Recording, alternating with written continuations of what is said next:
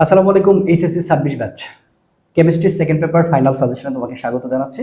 আজকে আমরা first of all ক্লাসের আগে তুমি কোন কোন চ্যাপ্টার বা কোন কোন টপিক এবং কয়েকটা টপিক যেগুলো বারবার প্রশ্ন এসেছে অ্যানালাইসিসের ভিত্তিতে আমরা সেগুলো আগে তোমাকে সিলেক্ট করে দিচ্ছি এবং এই সাজেশনটা দেওয়ার পরেই কিন্তু আমরা ইনশাল্লাহ ক্লাসটা প্রোভাইড করব। তো এখন আসো যে কেমিস্ট্রিতে যেহেতু আমাদের হচ্ছে 5টা চ্যাপ্টার, এটা দেখে তোমার মনে হতে পারে যে আসলে 5টা চ্যাপ্টার খুবই ইজি, ব্যাপারটা তা না। এখানে তুমি যদি ফার্স্ট অফ অল 3টা চ্যাপ্টার সিলেক্ট করতে চাও তাহলে অবশ্যই সেখানে যোগাযোগ রাখতে হবে। আর তুমি যদি মনে করো যে যোগাযোগ রাখবা না তাহলে বাকি সবগুলো তোমার পড়া উচিত। তো রাশেদ, ফার্স্ট অফ অল আমি তোর সাথে আগে জানতে চাচ্ছি যে যোগাযোগের জন্য আমরা আসলে স্পেশাল এখানে কি ভাবে সাজিয়েছি। আচ্ছা, জৈব যৌগ হচ্ছে স্পেশালি কিছু জায়গা থেকে কোশ্চেন আসে, প্রত্যেক বছর আসে।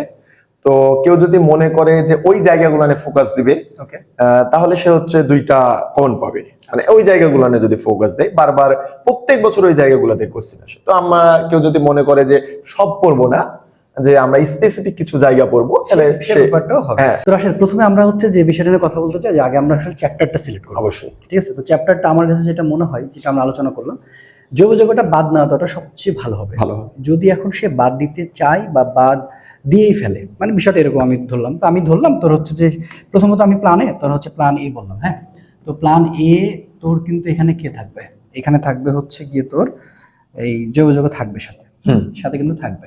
তো সেই ক্ষেত্রে আমরা কি করব? সেই ক্ষেত্রে আমরা যে কাজটা করতে পারি সেটা হচ্ছে অবশ্যই মাথায় রাখবো যে পরিবেশ রসায়ন নিব, তাই তো? পরিবেশ। আচ্ছা, পরিবেশ রসায়নটা কিন্তু লাগবে। ওকে, পরিবেশ রসায়ন মাস্ট। এখান থেকে 2টার একটা সম্ভাবনা রয়েছে সেকেন্ড। আচ্ছা, নাম্বার 2 আমি কিন্তু বলেছি যে জৈব যৌগটা রাখবো, তাহলে জৈব যৌগটা হচ্ছে রাখবো। ওকে, রাখলাম। নাম্বার 3টা হচ্ছে তাহলে পরিবেশ রসায়ন, নাম্বার 2 যৌগ, আর লাস্টেরটা যদি আমরা বলি হ্যাঁ পরিমাণ। এই 3টা হচ্ছে আমাদের প্ল্যান এ, যে এই 3টা যদি পড়তে পারি তাহলে আমরা 100% পাচ্ছি। আচ্ছা, এমন তো এখনো অনেক স্টুডেন্ট আছে তোর জানিস, সেটা হচ্ছে যে ও কিন্তু চায় যে আসলে আমি যোগাযোগটা পড়বো না। তো আমি তাদেরকে অসম্মান করছি না। তো সেক্ষেত্রে সে যদি এটা চিন্তা করতে চায় তাহলে তার কিন্তু আসলে যোগাযোগ বাদ দিয়ে সবগুলো পড়তে, তাই না? এখানে আসলে কোনো কম্প্রোমাইজের সুযোগ নেই। তাহলে এখানে 1 নাম্বার হচ্ছে পরিবেশ তো থাকবেই, এবং হচ্ছে সেখানে কিন্তু নাম্বার 2 হচ্ছে তড়িৎ রসায়ন সে নিবে। নাম্বার 3 হচ্ছে পরিমাণ তো থাকবেই, পরিমাণ থাকলো, এবং লাস্ট হচ্ছে অর্থনীতি, তাই তো? অর্থনীতি রসায়নটা কিন্তু মোটামুটি একটা জোস অধ্যায়, কারণ এখানে আসলে ম্যাথমেটিক্যাল টার্ম কিছু নাই, খুবই সহজ, কিন্তু এখানে আবার নাম্বার কাটারও একটা সম্ভাবনা রয়েছে যদি লেখাটা ভালো রকম সে লিখতে না পারে। তাহলে এইটা হচ্ছে আমাদের চ্যাপ্টার সিলেকশন, তাই তো? এটাই যোগাযোগ এখান থেকে টার্গেট করা যায় যে 3টা সর্বনিম্ন, সর্বোচ্চ বাজে কোশ্চেন করলে 4টাও চলে আসতে পারে।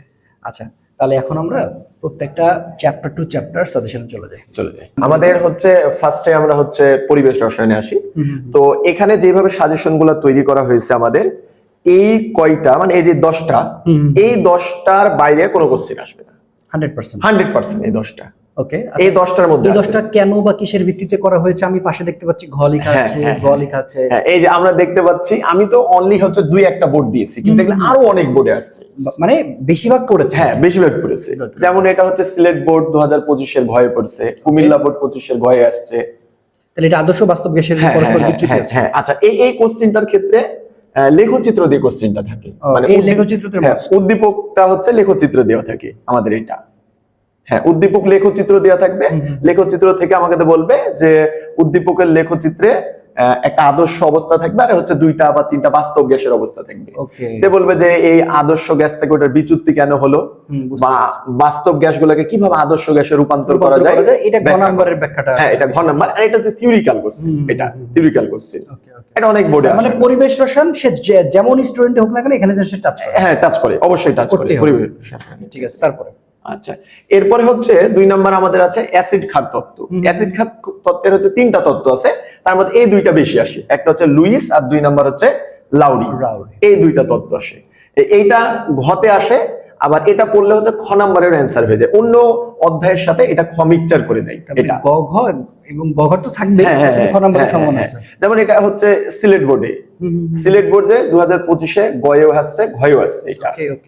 বরিশাল বোর্ড 2019 সালে গয়ে আসছে, আবার চট্টগ্রাম 21-এ হচ্ছে ঘয়ে আসছে। আচ্ছা, এটা ওকে। এবার 3 নাম্বার কোশ্চেন আমরা দেখি, যদি গ্যাস মিশ্রণের মোট চাপ একই তাপমাত্রায় ও ভিন্ন ভিন্ন তাপমাত্রায় এবং মোট চাপের জন্য কোন গ্যাস বেশি দেয়, মানে এখানে হচ্ছে মোট দুইটা কোশ্চেন আমরা একসাথে অ্যাড করছি, যে এবং পর্যন্ত এখান থেকে এই পর্যন্ত একটা কোশ্চেন আমাদের অ্যাড আছে, আচ্ছা, আর আরেকটা কোশ্চেন আছে এখান থেকে এই পর্যন্ত আরেকটা কোশ্চেন অ্যাড আছে, মানে আমরা একসাথে দুইটা অ্যাড করে দিয়েছি, জানা হচ্ছে একটা কোশ্চেনেই গোটাটা পড়ে নিলে তার জন্য হয়ে যায়।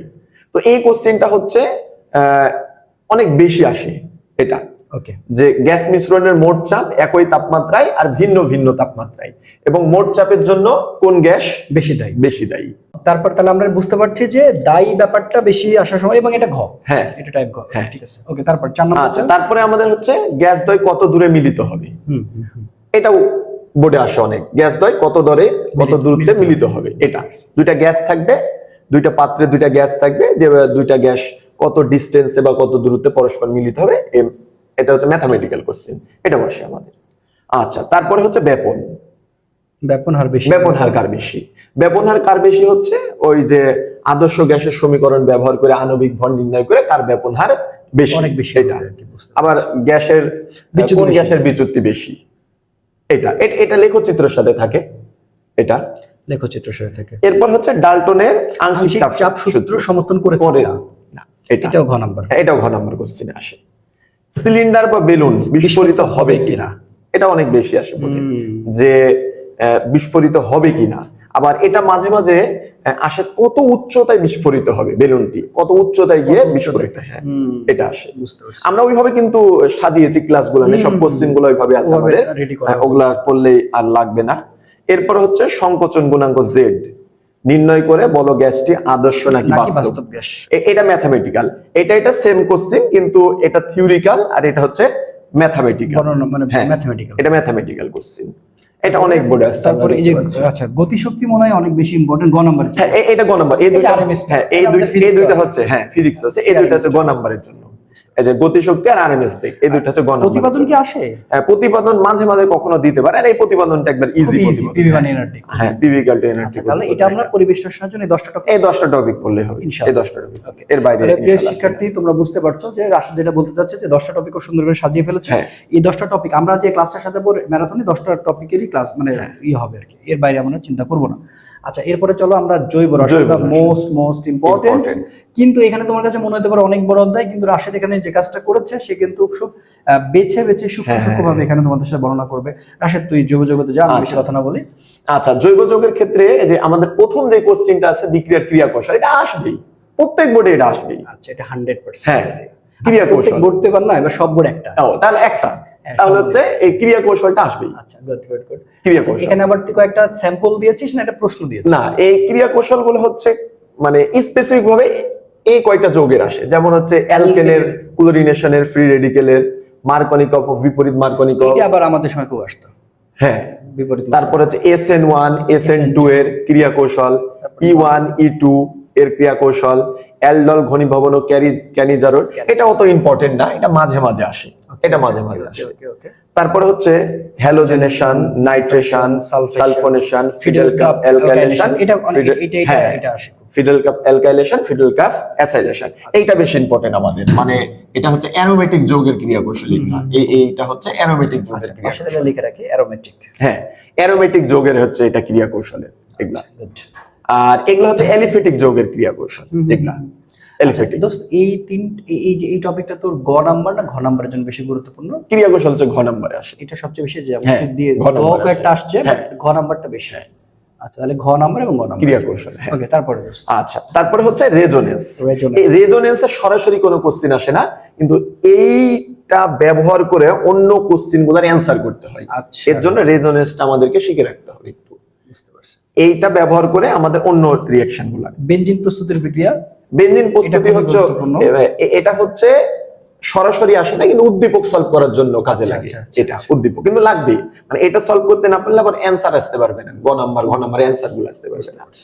এটার হচ্ছে 5 থেকে 6টা বিক্রিয়া আছে, 5 থেকে 6টা বিক্রিয়া আছে। তারপরে কোনটা বেশি সক্রিয়? হ্যাঁ, কোনটা বেশি সক্রিয়, এটা অ্যারোমেটিক যৌগের ক্ষেত্রে।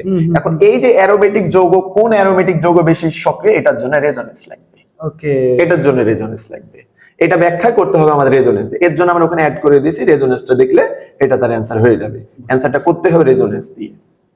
এরপরে আসি আমরা হচ্ছে কেন্দ্রাকোষী সংযোজন বিক্রিয়ায় কোনটি বেশি সক্রিয়? এটা হচ্ছে রিসেন্ট 25 সালে অনেক কয়টা বোর্ডে আসছে, আমরা একটা বোর্ডে দিয়ে রাখছি। এটা ঘ নম্বরের জন্য। হ্যাঁ, এটা ঘ নম্বরের জন্য এটা আসে। এটা হচ্ছে অ্যালিফ্যাটিক যৌগের ক্ষেত্রে আসে। এটা অ্যালিফ্যাটিক। আচ্ছা, তারপরে আমরা দেখি।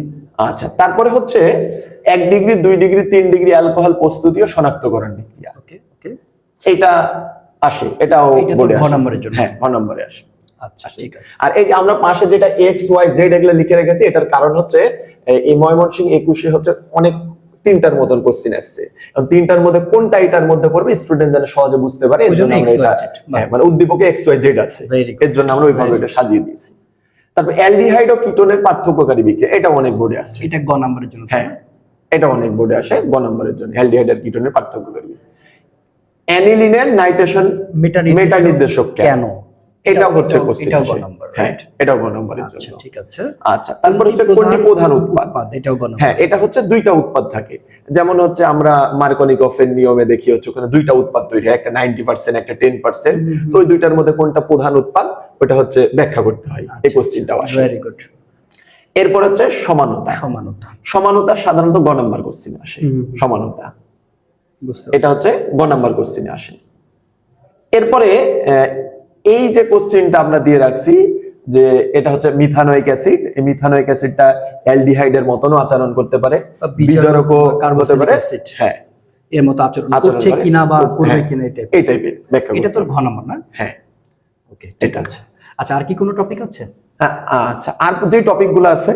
আচ্ছা আচ্ছা, এখন এই যে এগুলা সরাসরি কোনো কোশ্চেন আসে না, উদ্দীপকটা যে সলভ, মানে জৈব যৌগের মেন কাজ হচ্ছে উদ্দীপক সলভ করা। উদ্দীপকটা দেখেই আর কি বোঝা, উদ্দীপকটা দেখে বোঝা যাবে। এখন উদ্দীপক সলভ করার জন্য এই জৈব যৌগে তো আমাদের বইতে অসংখ্য বিক্রিয়া আছে, আমি বেছে বেছে এই কয়টা বিক্রিয়া সিলেক্ট করেছি। একটু বিক্রিয়ার নামগুলো যদি একটু বলতে। এখন প্রথমে হচ্ছে সংযোজন বিক্রিয়া। আচ্ছা, প্রতিস্থাপন, ওকে, অপসারণ, পুনর্বিন্যাস বা সমানুকরণ। আচ্ছা, এরপরে এই কয়টা তো আছে, এরপরে বেশি আসে হচ্ছে ওজনীকরণ বিক্রিয়া। ওজনীকরণ বিক্রিয়া, ক্লিমেনসন বিজারণ বিক্রিয়া, ওকে, ডিকার্বক্সিলেশন বিক্রিয়া, উডস বিক্রিয়া, উডস ফিটিক বিক্রিয়া, কার্বিল অ্যামিন পরীক্ষা। এটা গ নম্বরে একবার আসছে, আমরা দেখতে সরাসরি অসম্পৃক্ততা পরীক্ষা, জারণ বিজারণ বিক্রিয়া, অ্যালকাইল ম্যাগনেসিয়াম হ্যালাইডের সাথে কার্বন ডাই অক্সাইডের বিক্রিয়া, এটা একটা বোর্ডে আসছে গ নম্বরে। হফম্যান ক্ষুদ্রাংশকরণ, হ্যালোফর্ম বিক্রিয়া অনেকবার আসছে, কিন্তু এই যে হ্যালোফর্ম বিক্রিয়া 25। মানে আমরা বলতে পারি এখানে যে কয়টা বিক্রিয়া আছে, এখানে যে কয়টা বিক্রিয়া আছে এগুলা হচ্ছে পড়লেই আর লাগবে না, আশা করা যায় আর লাগবে না। আমরা স্পেসিফিক ভাবে বেছে বেছে কোনগুলা সবচেয়ে বেশি বার আসতেছে অ্যাডমিশনে, তারপরে হচ্ছে একাডেমিকে, এমসিকিউতে। এই ফাঁকে ওদের একটু বলবি যে প্রিয় শিক্ষার্থী, তোমরা আসলে আমাদের মেইনলি যেটা পরিচয়, আসলে আমরা কিন্তু ভার্সিটি অ্যাডমিশন নিয়ে আমরা সর্বোচ্চ কাজ বা সার্ভিস দিয়ে থাকবো। তো দেখো ডেসক্রিপশন বক্সে কিন্তু আমাদের অ্যাডমিশন গ্রুপের জন্য পুরো তোমাদের সাপোর্ট দেওয়ার জন্য গ্রুপটা তৈরি করা হয়েছে। তোমরা সেখানে আমাদের সাথে যুক্ত থাকতে পারো, এবং আমাদের সকল টিচাররাই কিন্তু ক্লাস নিচ্ছে যারা আসলে আমাদের ভার্সিটি কোর্সে থাকে। এবং আমরা ভার্সিটির জন্য, আমরা টোটাল ভার্সিটি, বিশেষ করে আমাদের ভার্সিটির জন্য প্রিপারেশন নেওয়ার পরে তখন আবার রাজশাহী বিশ্ববিদ্যালয়, চট্টগ্রাম বিশ্ববিদ্যালয়, সেই কোর্সটা আমাদের সবচেয়ে জনপ্রিয়। এরপর আবার গুচ্ছ আছে। তো আমরা টোটালি ভার্সিটির জন্য, তোমরা যারা ভার্সিটির জন্য প্রিপারেশন, এখন তো ভালো পরীক্ষা দিয়ে দাও ইনশাল্লাহ, আমরা পাশে আছি।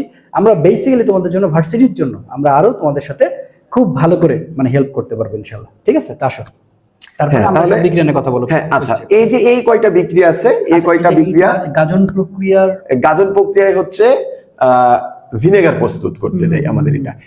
এইটা পড়লে জৈব যৌগের জন্য একটা অধ্যায় আছে, আর এটা প্রথম পত্রেও একটা 5 নম্বর অধ্যায়, প্রথম পত্রে যেটা আছে ওখানেও কোশ্চেন আসে। আবার জৈব যৌগ 5 নম্বর অধ্যায়ের নাম কি? ফার্স্ট পার্টের অর্থনৈতিক রসায়ন, ওখানে আসে। ওখান থেকে প্রশ্ন কিন্তু হ্যাঁ, এটাই আসে কিন্তু ওখানে। তাহলে আমরা পরিমাণগত রসায়নে আসছি। তো পরিমাণগত রসায়নে তাহলে এখন আমাকে যদি তুই একটু বলতিস যে কোন কোন চ্যাপ্টার। আচ্ছা, পরিমাণগত রসায়নে আমাদের সম্পূর্ণ অধ্যায়টা হচ্ছে ম্যাথমেটিক্যাল টার্ম, এটা একটা সুবিধা।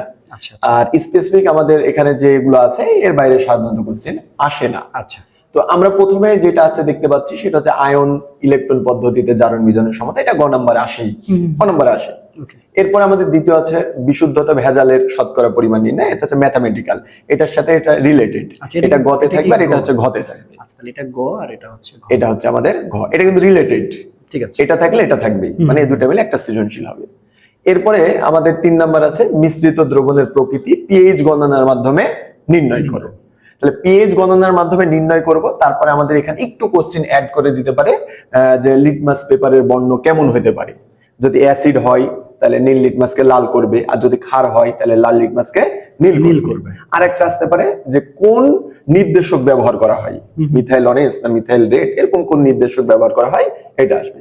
এরপরে এই জায়গাতে আমাদের একটু মাথায় রাখতে হবে, আমরা নোট করে দিয়ে দিচ্ছি, সেটা হচ্ছে 2টা দ্রবণের আসতে পারে অথবা 3টা দ্রবণের আসতে পারে, প্রকৃতিটা যে কোনো একটা আসতে পারে। মানে আমাদেরকে 2টাই প্র্যাকটিস করতে হবে, একটা 2টা দ্রবণ নিয়ে প্র্যাকটিস করতে হবে, একটা হচ্ছে 3টা দ্রবণ নিয়ে প্র্যাকটিস করতে হবে। এরপরে এটা আমাদের হচ্ছে গ নম্বরে কোশ্চেন আসে যে মিশ্রিত দ্রবণের ঘনমাত্রা ppm ও ppA/কে নির্ণয় করে, এটা গ নম্বরে আসে। এরপরে আমাদের হচ্ছে অ্যাসিড ক্ষার টাইট্রেশনে কোন নির্দেশক ব্যবহার করবে, লেখচিত্রের মাধ্যমে উপস্থাপন করে, এটা ঘ নম্বরে আসে। কোশ্চেনটা লেখচিত্র অঙ্কন করতে হয় আমাদের লেখচিত্রের মাধ্যমে। এখন এটা এই লেখচিত্র মানে হচ্ছে গ্রাফ নেওয়া লাগবে না, এমনি খাতাতে অঙ্কন করলেই হয়ে যাবে এটা। এরপরে আমাদের হচ্ছে আয়োডোমিতি পদ্ধতিতে টাইট্রেশনের ম্যাথ, এটা আমাদের একটু দেখতে হবে। এরপরে এটাও তো ইম্পর্টেন্ট না, এটা হচ্ছে বেয়ার ল্যাম্বার্ট সূত্রের ম্যাথ, এটা তেমন ইম্পর্টেন্ট না। কোন বোর্ড যদি মানে একটাই তো বোর্ড এখন, তাহলে এই আমাদের মেইন ইম্পর্টেন্ট হচ্ছে 1 2 3 4 5 6, এই 6টা হচ্ছে আমাদের সবচেয়ে বেশি গুরুত্ব দেব আমরা এটা এই অধ্যায়ে। আচ্ছা, তাহলে একটু নেক্সটে তড়িৎ রসায়ন। আচ্ছা, এরপর আমরা তড়িৎ রসায়ন। হ্যাঁ, এটা তড়িৎ রসায়ন। তড়িৎ রসায়নে আমাদের প্রথম কোশ্চেন আমরা দেখতে পাচ্ছি যে বিদ্যুৎ প্রবাহের পর কোষ পাত্রে তড়িৎ বিশ্লেষ্য দ্রবণের ঘনমাত্রা পরিবর্তন হবে কিনা। মানে এটা দ্বারা বোঝাচ্ছে যে আগে একটা ঘনমাত্রা দেওয়া ছিল আর তড়িৎ প্রবাহের পরে ঘনমাত্রার কোনো পরিবর্তন হয়েছে কিনা সেটা ম্যাথমেটিক্যালি ভাবে আমাদেরকে প্রমাণ করতে হবে, মানে বের করতে হবে। এটা আমরা দেখতে পাচ্ছি ঢাকা বোর্ড 2025 সালের গ নম্বরে আসছে। এরপরে 2 নম্বর কোশ্চেন আমরা দেখতে পাচ্ছি যে বিক্রিয়াটি স্বতঃস্ফূর্ত হবে কিনা বা পাত্রে দ্রবণ রাখা যাবে কিনা, গাণিতিক ভাবে বিশ্লেষণ করো। এটা হচ্ছে চট্টগ্রাম বোর্ড 23-এর ঘতে আসছে, রাজশাহী বোর্ড 22-এর ঘতে আসছে। এবার 3 নম্বর হচ্ছে পানির তড়িৎ বিশ্লেষণ প্রক্রিয়ায় পানি এবং উৎপন্ন উপাদান সমূহের মান নির্ণয় করো, এটা রাজশাহী বোর্ড 25 সালে আসছে।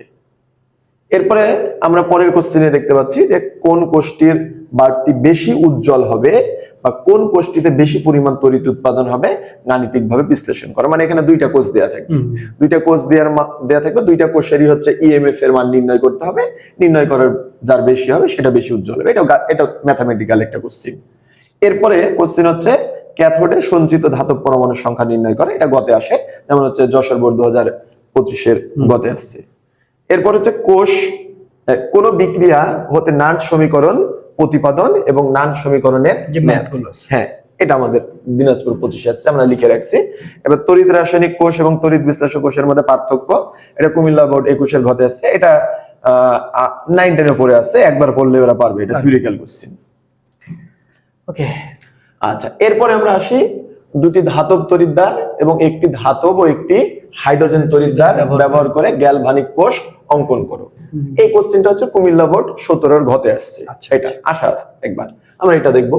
এরপরে লিথিয়াম এবং লেড ব্যাটারি চার্জিং ও ডিসচার্জিং প্রক্রিয়া বিক্রিয়ার মাধ্যমে দেখাও, এটা শর্ট সিলেবাসে ছিল না এতদিন, এর জন্য 25-এ বা 24-এ কোন বোর্ডে, 23-এ কোন বোর্ডে মানে আসেনি, কিন্তু আগে কিন্তু আমরা দেখতে পাচ্ছি এসেছে, ঢাকা বোর্ড 19 আসছে, কুমিল্লা বোর্ড 17-এতে আসছে, তাহলে এটা গুরুত্বপূর্ণ। হ্যাঁ, এটাও গুরুত্বপূর্ণ।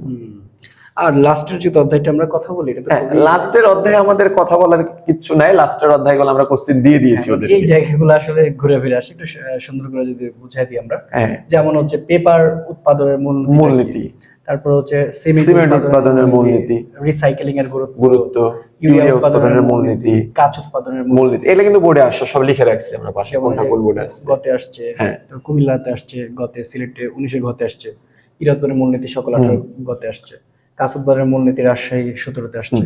বিভিন্ন শিল্প উৎপাদনত উৎপন্ন দূষক সমূহ পরিবেশের উপর কিরূপ প্রভাব, এগুলা স্টুডেন্টরা ভাবতে পারে যে আপডেট কেন আসেনি, এটা কিন্তু ছিল না শর্ট সিলেবাসে। তার মানে এটা পড়াটা এই জন্য উচিত যে এটা পড়লে একটা কমন, এটা বললে একটা কমন। কেউ যদি মনে করে যে একটু ম্যাথে আমি একটু দুর্বল, মানে যোগাযোগটা ছাড়বো, এটা ধরবো আর কি। তো প্রিয় শিক্ষার্থী, তোমাদেরকে আমি বলতে চাই যে যা যা পড়ানো হয়েছে বা যা যা দেখানো হয়েছে, এটার উপরে সুন্দর একটা ক্লাস আমরা রেকর্ডিং করতেছি। আসলে আমাদের এতগুলো টিচার একসাথে ক্লাস করানো হচ্ছে, যার কারণে একটু সময়ের বিলম্ব হচ্ছে, বাট আমরা খুবই সর্বোচ্চটা আমরা ট্রাই করতেছি তোমাদের জন্য। তো দেখো, আমরা বেসিক্যালি আমাদের পরিচয়টা আসলে আমরা ভার্সিটি অ্যাডমিশন নিয়ে বেশি কাজ করি। আমাদের আসলে যে কোর্সগুলো সবচেয়ে বেশি ভার্সিটি নিয়ে আমরা যতটুকু তোমাদের সাপোর্ট দিতে হয় আমরা দিব ইনশাল্লাহ। পরীক্ষা তো দিচ্ছি, ভার্সিটি তো আমরা আছি ইনশাল্লাহ। তো দেখো ডেসক্রিপশন বক্সে আমাদের কিন্তু সবকিছু দেওয়া আছে, তুমি আমাদের এই গ্রুপের সাথে একটু অ্যাড থাকতে পারো এবং আমাদের সাথে তোমার এই জার্নিটা স্মুথ করতে পারো। আর পাশাপাশি আমরা যতটুকু হেল্প দরকার আমরা আসলে করতে থাকবো। আমরা পরীক্ষার পর্যন্ত, পরীক্ষার আগে শেষে সব সময় আমরা তোমাদের পাশে আছি ইনশাল্লাহ। দেখা হচ্ছে পরবর্তী ভিডিওতে। ভালো থেকো, সুস্থ থেকো। আসসালামু আলাইকুম রহমতুল্লাহ।